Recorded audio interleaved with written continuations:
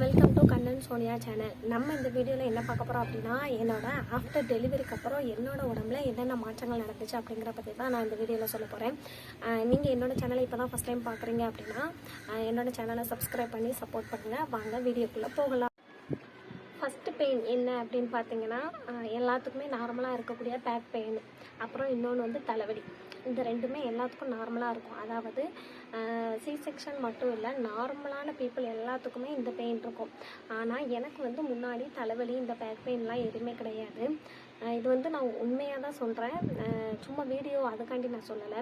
ஆனால் என்னோடய சி செக்ஷனுக்கு அப்புறம் என்னோடய பேக் பெயினும் அப்புறம் தலைவலினா எனக்கு என்னன்னே தெரியாது. இப்போது நைட்டு சீக்கிரமாக தூங்கலை, லேட்டாக தூங்கினா அப்படின்னா எனக்கு தலைவலி வருது. இன்னொன்று அன்டைமில், அதாவது 1 மணி 2 மணி இந்த மாதிரி டயத்தில் எந்திரிச்சாலும் எனக்கு வந்து தலைவலி வருது. ரெண்டாவது விஷயம் என்ன அப்படின்னு பார்த்தா, என்னோடய பீரியட்ஸ் டேட் வந்து முன்னாடி, அதாவது மேரேஜுக்கு முன்னாடி என்னோடய பீரியட்ஸ் டேட் வந்து ஒரு மாதத்தில் 10ஆம் தேதி வருது அப்படின்னா, மாதத்தில் 10ஆம் தேதி வருதுன்னா அடுத்த மாதத்தில் 14, 13 அப்படியே அடுத்தடுத்து தள்ளி தான் வந்துட்டு இருந்துச்சு. பட் இப்போ என்னோடய சி செக்ஷனுக்கு அப்புறம் என்னாச்சு அப்படின்னா, என்னோடய பீரியட்ஸோட சைக்கிளே வந்து 28 டேஸ் தான்.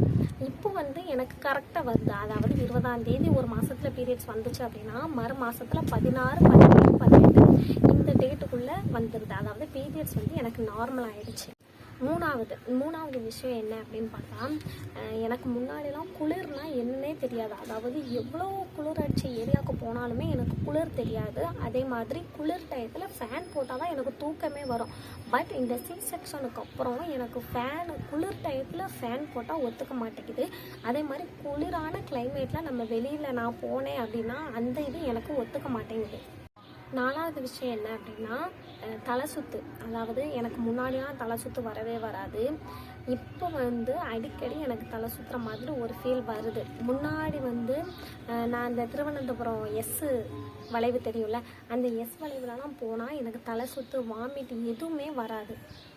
நிறைய பேருக்கு வரும்னு சொல்லுவாங்க, பட் எனக்கு வந்தது கிடையாது. இதுக்கு முன்னாடி வந்தது கிடையாது. பட் இந்த சி செக்ஷனுக்கு அப்புறம் நான் ஒன் டைம் அந்த வளைவில் போயிருந்தேன். என்னால் முடியலைங்க. ரொம்ப டயர்டு, தலை சுற்றி, வாமிட்டு எல்லாமே.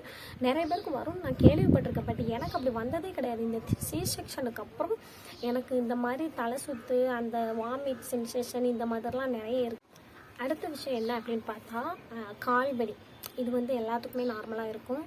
ஆனால் எல்லாத்துக்குமே இருக்கும், பட் எனக்கும் இருந்துச்சுன்னா முன்னாடி ரொம்ப இல்லை. ஆனால் நான் எவ்வளோ தூரம்னாலும் நடந்து போவேன், எனக்கு கால்வலி வரவே வராது. பட் இப்போது இந்த டெலிவரி சி செக்ஷனுக்கு அப்புறம் எனக்கு கால்வலி வந்து ரொம்ப இருக்குது. அதாவது கொஞ்சம் தூரம் நடந்தால் ஒன்றும் தெரியாது, பட் ரொம்ப தூரம் கொஞ்சம் லாங் டிஸ்டன்ஸில் நடந்தோம் அப்படின்னா எனக்கு கால்வலி ரொம்ப இருக்குது.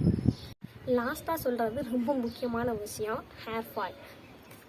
கல்யாணத்துக்கு அப்புறம் எனக்கு ஹேர் ஃபால் இருந்துச்சு, பட் ரொம்ப இல்லை, 1-2 முடி அந்த மாதிரி கொட்டும். ஆனால் இந்த சி செக்ஷனுக்கு அப்புறம் ஃபுல்லாக, அதாவது சீப்பை ஒரு தடவை இப்படி வலிச்சிட்டு சீப்பில் பார்த்தா ஃபுல்லாக முடிங்க ரொம்ப கொட்டுது.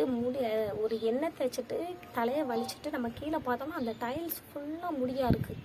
ஹேர் ஃபால் வந்து எனக்கு ரொம்ப அதிகமாகிடுச்சு. இந்த சி செக்ஷனுக்கு அப்புறம் ஹேர் ஃபால் ரொம்ப அதிகமாகிடுச்சு. அவ்வளோதாங்க, என்னோட சி செக்ஷனுக்கு அப்புறம் இவ்வளோ மாற்றங்கள் என்னோடய உடம்புல நடந்திருக்கு.